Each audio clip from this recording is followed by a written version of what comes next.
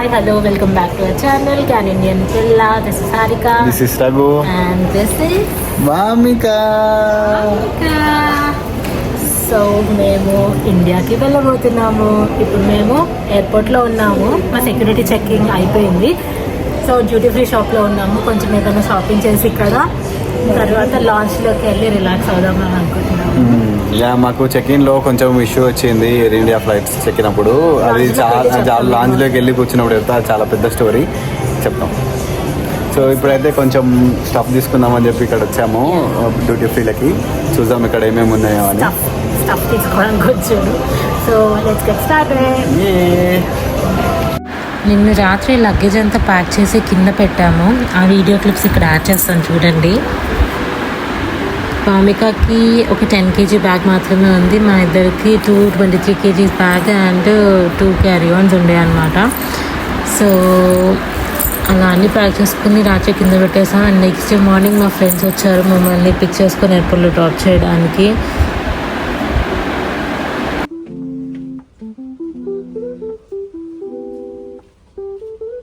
వామికకి cute little piggy stroller తీసుకున్నాము.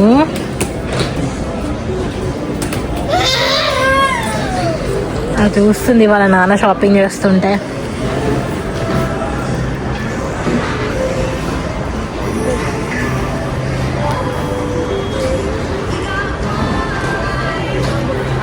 అలా shopping చేసేసుకొని మేము లాంచ్కి అయితే వెళ్ళిపోయాము. మా లాంచ్ కూడా గేట్ ఎదురుగానే ఉండే, సో ఎక్కువ నడిచేది లేకుండే మాకు. లాంచ్కి వెళ్ళిపోయి ఇక్కడ బ్రేక్ఫాస్ట్ చేసి కొంచెం రిలాక్స్ అయ్యి తర్వాత గేట్ దగ్గరికి వెళ్దాము కరెక్ట్ బోర్డింగ్ టైంకి అని మా ప్లాన్ అనమాట. ఇక్కడ బ్రేక్ఫాస్ట్లో డిఫరెంట్ వెరైటీస్ ఆఫ్ ఫుడ్స్ పెట్టారు. All breakfast.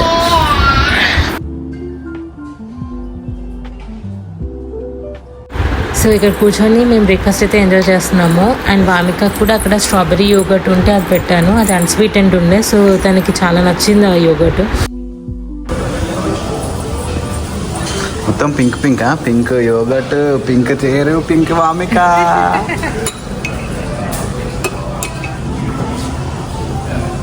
నచ్చింది వామిక. షుగర్ ఏమి ఉండదు కదా ఇందులో. ఇది జస్ట్ సమ్ సవర్ ఉంది, కొంచెం బిలో ఉంది. యా.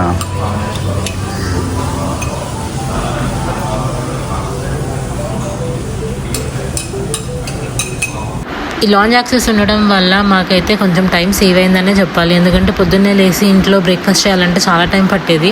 ఆర్ బయటికి వెళ్ళి బ్రేక్ఫాస్ట్ చేయాలన్నా కూడా కొంచెం ముందు స్టార్ట్ అవ్వాల్సి వచ్చేది. బట్ ఇక్కడ టైంకి వచ్చి మేము ఇక్కడ బ్రేక్ఫాస్ట్ ఎంజాయ్ చేసి కొంచెం రిలాక్స్ అయ్యి గేట్ దగ్గరికి వెళ్ళాము. సో అది మాకు చాలా హెల్ప్ఫుల్ అయింది. అండ్ వామిక కూడా హడావిడి లేకుండా అయిందనమాట.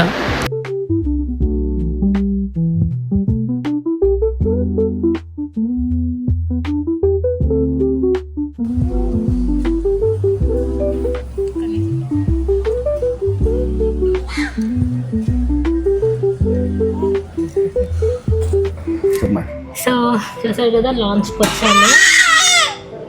లాంచ్కి వచ్చాము. ఇప్పుడే బ్రేక్ఫాస్ట్ అయ్యింది. సో అలానే మాకు ఒక ఇష్యూ అయిందని చెప్దాం అనుకున్నాం కదా, అది ఇప్పుడు చెప్దాం అనేసి ఆన్ చేసాము కెమెరా. సో ఏమైంది చెప్పు. అసలు ఏమైందంటే మేము ఎయిర్ ఇండియా ఫ్లైట్లో వెళ్తున్నాం ఇండియాకి. ఎయిర్ ఇండియా మేము బేసిక్గా చూస్ చేసుకున్న మెయిన్ రీజనే మాకు బేబీ బ్యాసినెట్ ఇస్తున్నారని. ఎయిర్ ఇండియా తప్ప వేరే దాంట్లో కూడా బేబీ బ్యాసినెట్ అంత మంచిగా లేదనమాట, ప్రొవైడ్ చేయట్లేదు.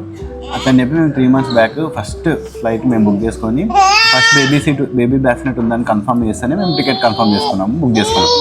అయితే మాకు వాళ్ళు కన్ఫర్మ్ చేసినారు, 3 months బ్యాక్ కన్ఫర్మ్ చేసినారు. తర్వాత లాస్ట్ కొన్ని ఇండియా మధ్యలో ఇష్యూ అయింది కదా, ఫ్లైట్స్ ఇష్యూ. దానివల్ల సీట్స్ టైమింగ్ కొంచెం అప్డేట్ అయింది.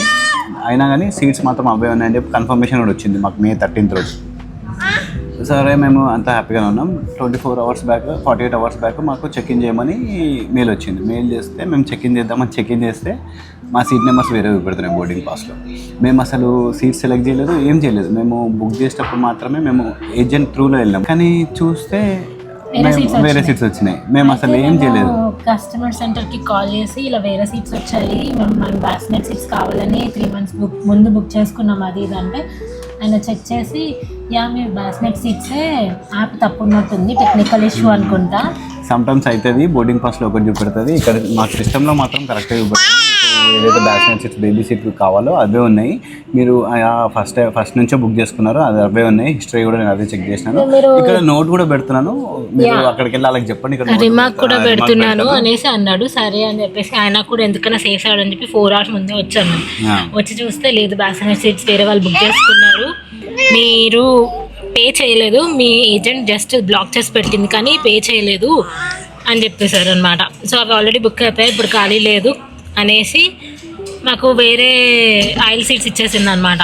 ఇంకా ఫుల్ డిసప్పాయింట్ అయిపోయాం, ఎందుకంటే వామికని అంత 14 hours 19 hours flight 18 hours 45 minutes flight. ఇది యాక్చువల్గా 14 hours ఫ్లైట్ ఉండాలి, కానీ ఇప్పుడు ఇష్యూ వల్ల ఏరోస్పేస్ ఇష్యూ, పాకిస్తాన్లో ఏరోస్పేస్ ఇష్యూ వల్ల అది తిరిగి 19 hours అవుతుంది. మొత్తం 19 hours వామికని మేము మీరే పెట్టుకోవాలి కూర్చొని. ఎందుకంటే 2 years ముందు చిన్నపిల్లలకి సీట్ ఇవ్వరు, అటు బ్యాసినెట్ లేదు అంటే మేము అసలు ఒక 5 minutes అయితే మేము అసలు ఇక్కడ ఏమవుతుందో మాకు అర్థం కాదు, బ్లాక్ అయిపోయింది మైండ్ ఇద్దరు.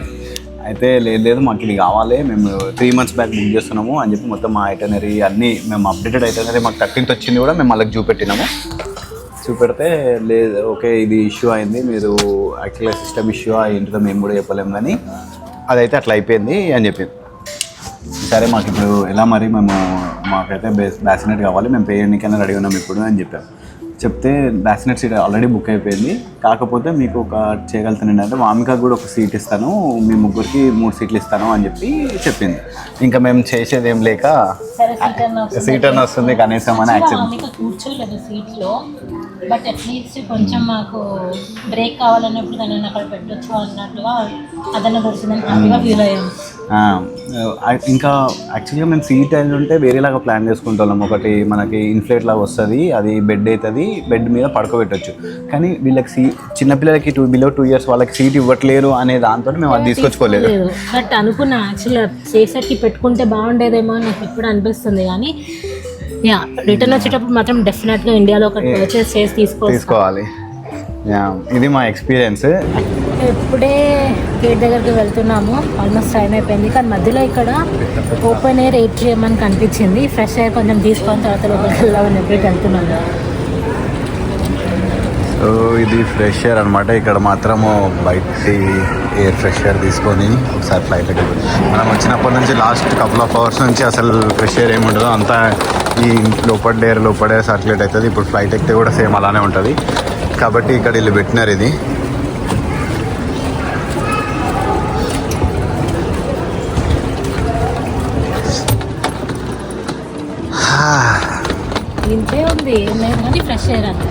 జస్ట్ అంటే మనం ఇంకా ఫ్లైట్లో కూడా ఇప్పుడు మనం 18 hours ఫ్లైట్ ఉంటుంది, 18 hours కూడా కొంచెం ఒక 1 second కూడా మనం ఫ్రెష్ ఎయిర్ తీసుకోము, కాబట్టి ఇట్లా ఆమె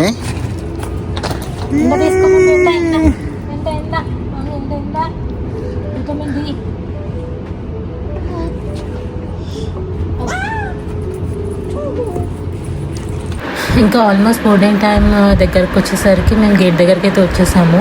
అండ్ ఇక్కడ వామికని ఫుల్గా నడిపించేస్తున్నాం అనమాట. తను టైర్డ్ అయిపోతే ఫ్లైట్ ఎక్కగానే పడుకుంటుందని చెప్పేసి, సో చూడాలి తను ఎంతవరకు పడుకుంటుందో లేదా అని చెప్పి.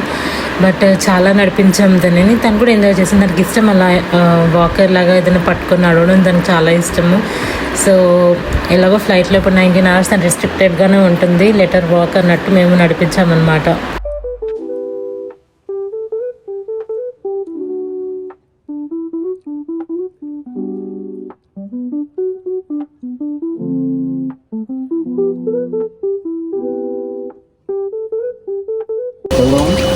పోతే లాస్ట్ వాళ్ళు అయితే ఫస్ట్ వాళ్ళు వెయిట్ చేయాలి.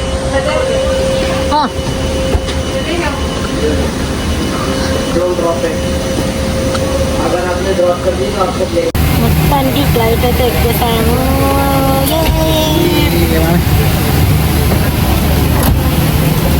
టేక్ ఆఫ్ కోసం వెయిటింగ్, కానీ ఫ్లైట్ మాత్రం బాగా I didn't like it. I'm never going to travel again in Air India again.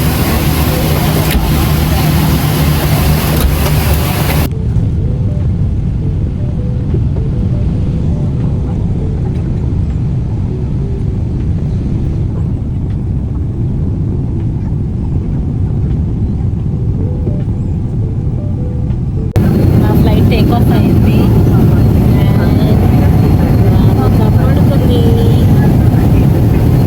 ఇలా పడుకోబెట్టాము. ఇక్కడ కింద మా బ్యాగ్స్ క్యారీ ఆన్ బ్యాగ్స్ పెట్టేసి మా అమ్మికని ఇక్కడ పడుకోబెట్టాము. ఇక్కడ మా లంచ్ కూడా వచ్చేసింది అండ్ మా అమ్మిక పడుకునే ఉండే ఇంకా. సో తను లేచే లోపే తొందరగా తినేద్దామని చెప్పేసి ఇద్దరం తినేస్తున్నాం అనమాట. ఎందుకంటే ఇక్కడ గ్రేవీ అండ్ ఆల్ చాలా వేడిగా ఉండే. సో దాన్ని లేచేలోపే తినేస్తే ఈజీగా ఉంటుందని చెప్పి తొందరగా తినేసాం మేము. ఎయిర్ ఇండియాలో నాకు నచ్చింది ఒకటే, అది ఫుడ్ అనమాట. ఫుడ్ అయితే చాలా టేస్టీగా ఉండే. ఎమ్యూనిటీస్ ఆర్ క్వాలిటీస్ అసలు అంత బాగాలేకపోయినా ఫుడ్ అయితే చాలా బాగుండే. మా లంచ్ అవ్వగానే మా అమ్మిక కూడా లేచేసింది.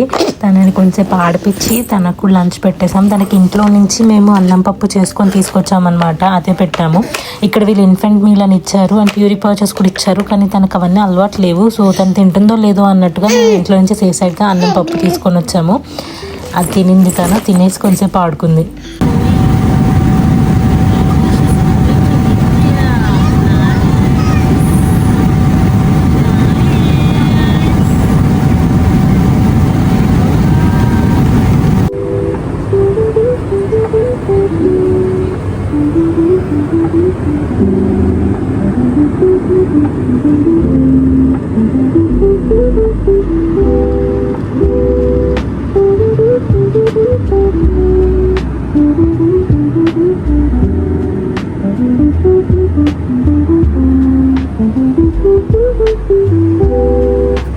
అలా కొంచెంసేపు తర్వాత మాకు బ్రేక్ఫాస్ట్ పెట్టారు. నాకు అర్థం కాలేదు లంచ్ తర్వాత బ్రేక్ఫాస్ట్ ఎందుకు పెట్టారని చెప్పి. ప్రాబబ్లీ ఇండియన్ టైం సెట్ చేయడానికి బ్రేక్ఫాస్ట్ పెట్టారనుకుంటా.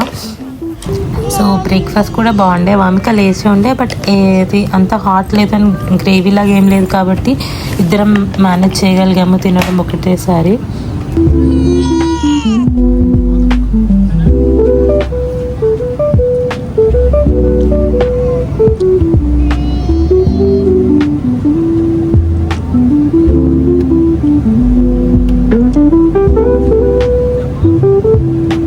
అలా చూస్తూనే మా ఫ్లైట్ జర్నీలో 14 hours అయిపోయింది అండ్ కోల్కతాలో ల్యాండ్ అయింది ఫ్లైట్. ఇక్కడ 1 hour హాల్ట్ అవుతుంది అనమాట గ్యాస్ రీఫిల్ కోసము. గ్యాస్ రీఫిల్ చేసుకొని మళ్ళీ స్టార్ట్ అయింది ఫ్లైట్.